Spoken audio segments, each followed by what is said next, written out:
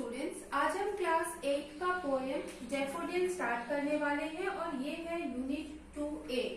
इस पोएम के पोएट हैं विलियम वर्ड्सवर्थ। तो विलियम वर्ड्सवर्थ का जन्म 7 अप्रैल 1770 में हुआ था और उनका डेथ 23 अप्रैल 1850 में हुआ था।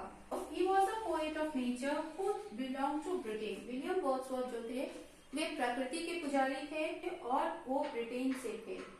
Most of his poems describe his personal experience with nature। ज्यादातर जो poems वे लिखते थे वे उनका पर्सनल एक्सपीरियंसेस होता था, उनका खुद का एक्सपीरियंस था प्रकृति के साथ। जब भी वो कहीं जाते थे फ्री टाइम में, वो ज्यादातर टाइम अपना प्रकृति के बीच में ही बिताते थे और वहां पे जो भी उन्हें एक्सपीरियंसेस होता था वो पेन पेपर पे उसको लिखते थे। तो Lucy Gray and the solitary reaper are beautiful poems composed by him. ऐसे तो उन्होंने जो भी पोएम्स लिखे वो सारे के सारे पोएम्स बहुत ही ब्यूटीफुल, बहुत ही सुंदर हैं। लेकिन यहाँ पे आपको दो पोएम के बारे में बताया गया, Lucy Gray and the solitary reaper. Students, जहाँ तक हमें याद है कि क्लास 7 में भी हम लोगों ने इस पोएम द सॉलिटरी रीपर के बारे में पढ़ा था। तो चलिए अब हम लोग इस पोएम को देखते हैं डैफोडिल की इस पोएम में क्या है। I wandered lonely as a cloud that floats on high over vales and hills, when all at once I saw a crowd, a host of golden daffodils beside the lake beneath the tree, fluttering and dancing in the breeze। मैं उस cloud की तरह से इधर उधर घूम रहा था, that floats on high over vales and hills। वैसे क्लाउड की तरह से जो कि ऊंचे एकदम घाटी में या फिर पहाड़ों के बीच में इधर उधर जब घूमता है बिना मकसद के, तो उसी क्लाउड की तरह से मैं भी घूम रहा था। तभी क्या होता है, when all at once, तभी अचानक से मुझे क्या दिखता है, I saw a crowd, मुझे भीड़ दिखा। वो किस चीज का भीड़ था, a host of golden daffodils, वो daffodils का भीड़ था। तो डैफोडिल्स क्या होता है कि डैफोडिल्स एक फ्लावर का नाम है जो कि येलो कलर का होता है और बहुत ज्यादा शाइनिंग एंड बहुत ब्यूटीफुल होता है। तो पोएट कहते हैं कि जब वे क्लाउड की तरह से घूम रहे थे तो तभी उन्हें डैफोडिल्स का पूरा एक बागीचा दिखता है। कहाँ पे था, beside the lake beneath the tree. वो जो डैफोडिल्स था वो लेक के किनारे, झील के किनारे, एंड बीनीथ द ट्री यानी कि पेड़ के नीचे और झील के किनारे था। और क्या कर रहा था वो, फ्लटरिंग एंड डांसिंग। वे जो फ्लावर्स थे, जो बागीचा था, वो क्या कर रहे थे, they were fluttering and dancing in the breeze. हवा के झोंके के साथ में वे लहरा रहे थे और इधर उधर वो घूम रहे थे, डांस कर रहे थे। तो इस पोएम में, इस फर्स्ट स्टांजा में पोएट ये बताना चाहते हैं कि एक बार वो घूम रहे थे क्लाउड की तरह से, तभी उन्हें क्या दिखता है, होस्ट ऑफ गोल्डन डैफोडिल्स। तभी उन्हें डैफोडिल्स दिखता है। और वो डैफोडिल्स कहाँ पे था, beside the lake and beneath the tree, पेड़ के नीचे, झील के किनारे था। और वो डैफोडिल्स जो है वो क्या कर रहे थे, they were fluttering and dancing in the breeze। वे लोग हवा के झोंके के साथ डांस कर रहे थे और लहलहा रहे थे। तो ये फर्स्ट स्टांजा है। इसके कुछ वर्ड मीनिंग्स को भी हम लोग जान लेते हैं। वर्ड है वैंडर्ड। वैंडर्ड का मतलब होता है इधर उधर घूमना। तो पोएट जो है वो किसकी तरह से घूमते, क्लाउड की तरह से इधर उधर घूम रहे थे। That floats on high, floats मतलब तैरना। जिस तरह से एक क्लाउड, एक बादल जो है वो फ्लोट करता है, तैरता है, उसी तरह से वो भी घूम रहे थे। वेल्स, वेल्स जो है वो वर्ड है वैली का, और वैली का मतलब होता है घाटी। क्राउड मीन्स भीड़। फ्लटरिंग का मतलब होता है लहलहाना। तो यहाँ पे पोएट जो बता रहे हैं वो ये बताना चाहते हैं कि वो घूम रहे थे और तभी उन्हें होस्ट ऑफ डैफोडिल्स दिखता है। Now the second stanza. Continuous as the stars that shine and twinkle on the Milky Way, they stretched in never-ending line along the margin of a bay. 10,000 saw I at a glance, tossing their heads in sprightly dance। इस second stanza में poet कहते हैं कि वो जो daffodils देखे थे वो किस तरह का था, Continuous as the stars that shine, जिस तरह से एक स्टार, जिस तरह से तारे जो है वो एक लाइन से चमकते रहते हैं, उसी तरह से ये जो डैफोडिल्स था वो भी कंटिन्यूअस था। And twinkle on the milky way, इस दोनों लाइन को जब हम मिक्स करेंगे तो क्या हो रहा है, जिस तरह से स्टार्स, तारे जो हैं वो मिल्की वे गैलेक्सी में चमकते रहते हैं, उसी तरह से डैफोडिल्स भी चमक रहा था। They stretched in never ending line, वे नेवर एंडिंग लाइन मीन्स कभी ना खत्म होने वाले लाइन पे वो डैफोडिल्स जो है वो फैले हुए थे।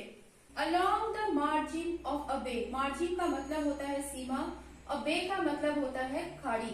10,000 I saw at a glance, poet कहते हैं कि एक झलक में वो कितना ज्यादा देख सकते थे, 10,000, एक बार में वो 10,000 डैफोडिल्स को देख सकते थे। क्या कर रहे थे वे? टॉसिंग देयर हेड्स, एक दूसरे से सर वो टकरा रहे थे, इन स्प्रिंटली डांस, और खुशी से वो डांस कर रहे थे।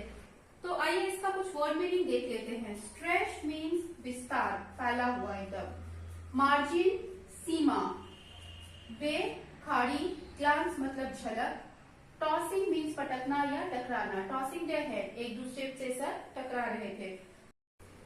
पोएट थर्ड स्टैंजा में कहते हैं the waves beside them danced but they outdid the sparkling waves in glee, a poet could not but be gay in such a jocund company. I gazed and gazed but little thought what well the show to me had brought. इस third stanza में poet कहते हैं कि the waves beside them, waves means जो लहर है, जो तरंगे हैं, जो डैफोडिल्स है उनके बिसाइड, उनके बगल में जो तरंगे हैं वो भी डांस कर रहे हैं।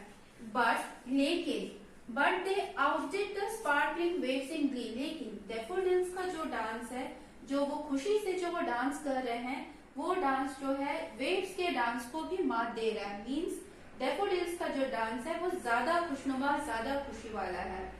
अ poet could not but be gay, poet कुछ नहीं कर रहे हैं, कुछ नहीं कर सकते हैं, बट बी गे, लेकिन वो सिर्फ खुश हो सकते हैं, प्रसन्न हो सकते हैं।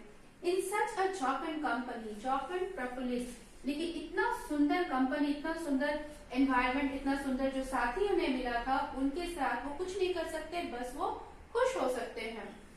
फिर को कहते हैं कि आई गेज्ड एंड गेज्ड, मैं निहारता रहा, मैं घूरता रहा, बट लिटिल थॉट, मैं घूर रहा था लेकिन सिर्फ एक छोटा सा थॉट, एक छोटा सा विचार मेरे मन में आया, और वो क्या था? What wealth the show to me had brought, ये जो शो है, ये जो दृश्य है, जो डैफोडिल्स का जो दृश्य है, ये दृश्य मेरे लिए कौन सा खजाना लाया है कि मैं उस एनवायरनमेंट में, उस खुशनुमा एनवायरनमेंट में, उस डैफोडिल्स के साथ में मैं खुश हूँ, और मुझे समझ में नहीं आ रहा है कि मुझे वो खुशी जो है, कौन सा धन मुझे मिल रहा है जिसके कारण कि मैं इतना ज्यादा खुश हूँ।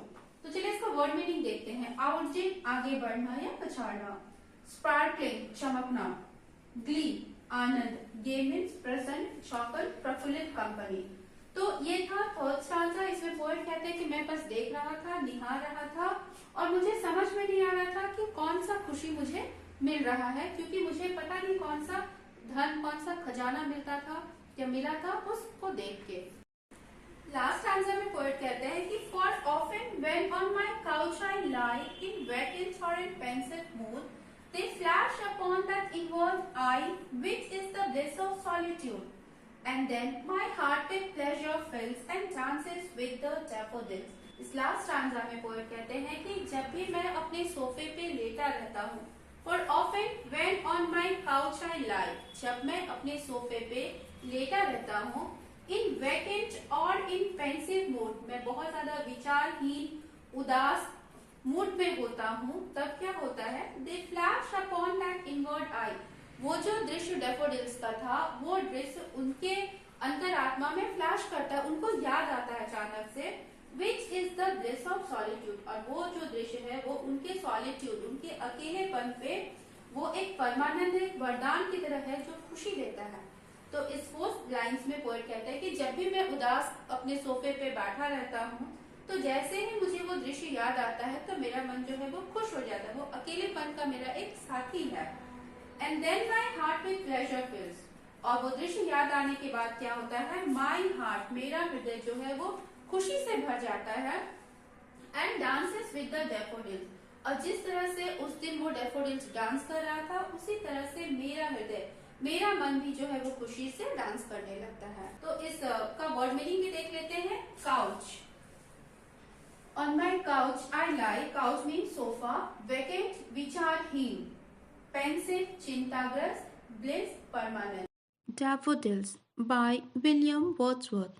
I wandered lonely as a cloud that floats on high over vales and hills, when all at once I saw a crowd a host of golden daffodils, beside the lake, beneath the trees, fluttering and dancing in the breeze, continuous as the stars that shine and twinkle on the Milky Way.